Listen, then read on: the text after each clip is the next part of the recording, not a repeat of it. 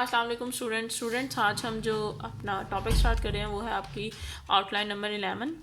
जिसका first topic है investigation. First of all we know about the investigation. Investigation वो procedure होता है जिसमें आपके पास कोई ना कोई क्यूरी हो जिसको आपने सॉल्व करने के लिए डिफरेंट प्रोसेस को फॉलो अप करना होता है, और उसके बाद स्पेशल एग्जामिनेशन के थ्रू आप उससे डिस्कस करते हैं कि हाँ फाइनली आपके पास ये आंसर आ रहा है। जैसे कि यहाँ पे उसकी डेफिनेशन है, any investigation may be define as a special examination of any query into the books of accounts and other related records with a view of establishing a fact or evaluating of the fair determining causes of a happening in the business. Okay, all the your जो books of audit is related to your business,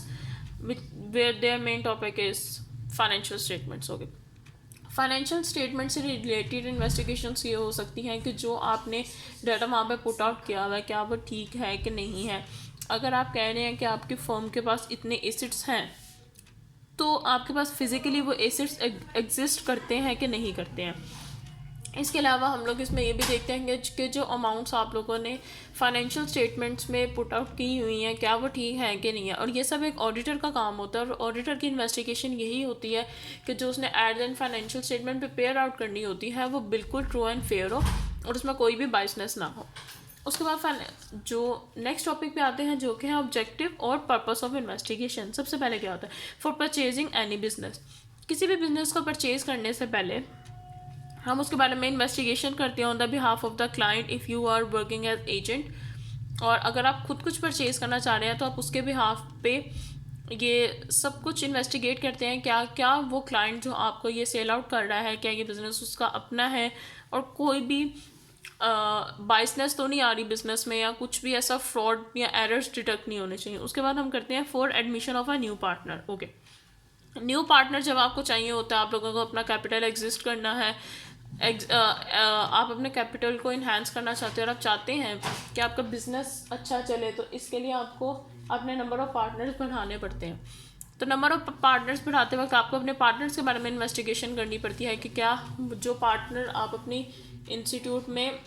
add out कर रहे हो क्या वो इस like है या कोई उसमें कोई भी डिसऑनेस्टी तो नहीं आ रही जिसकी वजह से आपके बिजनेस को इफेक्ट हो। एंड एट थर्ड पे हम देखते हैं कि इन्वेस्टमेंट मेकिंग के इन्वेस्टमेंट के पॉइंट ऑफ व्यू से हमें क्या करना चाहिए। Measurement of the financial solvency position of any business investigation can be done. Okay, जब भी आप किसी बिजनेस को फाइनेंशियली मेजर करना चाहते हो तो आपको सबसे पहले उसकी इन्वेस्टिगेशन ही करनी पड़ती है कि मेजरमेंट्स क्या है, इन शॉर्ट उनके एक्सपेंसेस एंड रेवेन्यूज़ क्या है जो वो जनरेट कर रहे हैं।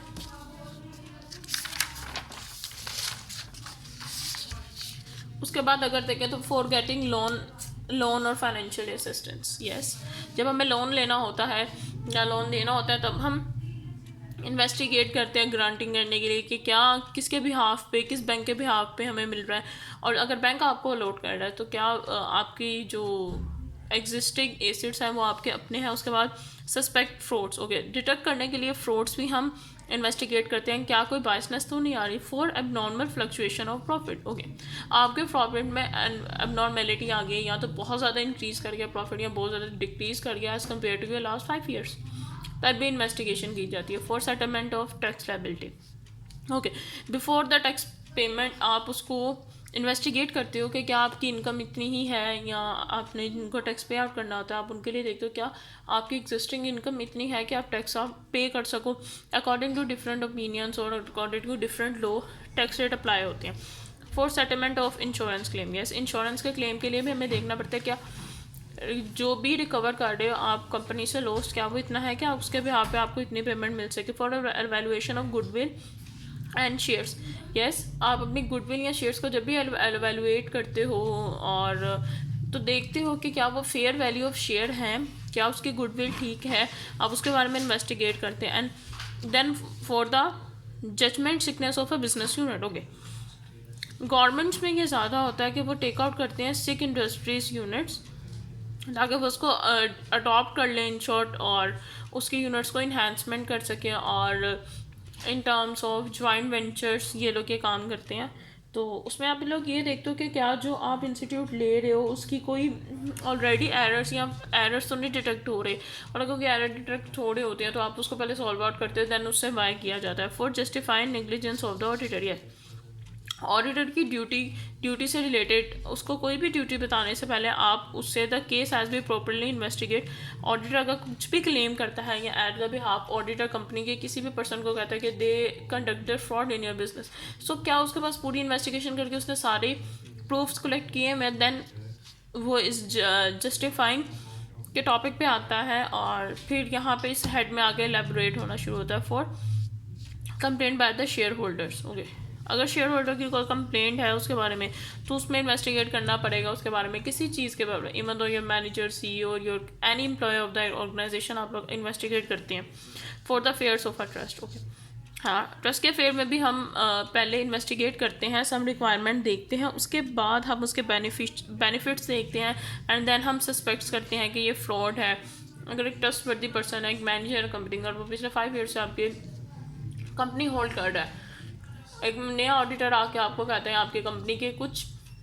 शेयर होल्डर्स हैं, कुछ एम्प्लॉय कहते हैं कि they create बाइसनेस in your business और फ्रॉड्स, तो आप पूरा इन्वेस्टिगेट करते हैं, इफ़ इट्स वैलिड सो आप उस पर रिएक्ट करते हैं, इफ़ इट नॉट तो आप चुप कर जाते हैं। आपको पता चल जाता है आपकी इन्वेस्टिगेशन ठीक थी और आपको उसके बिहाफ पे जितनी भी इंफॉर्मेशन मिली is correct. And to the for your last topic is for the liquidation of the business. Business को जब लिक्विडेट करना होता है, जब आपको बिजनेस ख़त्म करना है, तो ऑन द बिहाफ ऑफ